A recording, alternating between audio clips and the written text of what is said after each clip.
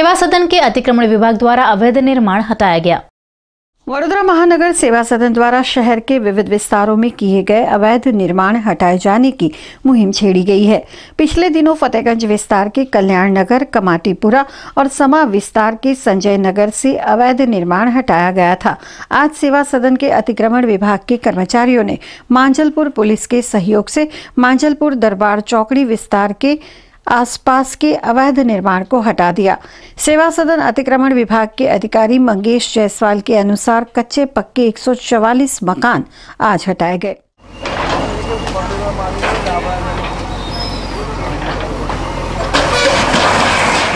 बजाणी आवास जेने दबाणो दूर करवानी कार्यवाही हाथ धरवामां आवेल छे, जेने मुख्यमंत्री आवास योजना हेठळ Gujarat slum rehabilitation PPP model policy 2013 हेठळ आवरी लेवामां आवेली छे, जेमां 141 जेटला यूनिटो छे अने आ तमामने PPP मॉडल हेठळ अहींया ज वसावવાની योजना छे।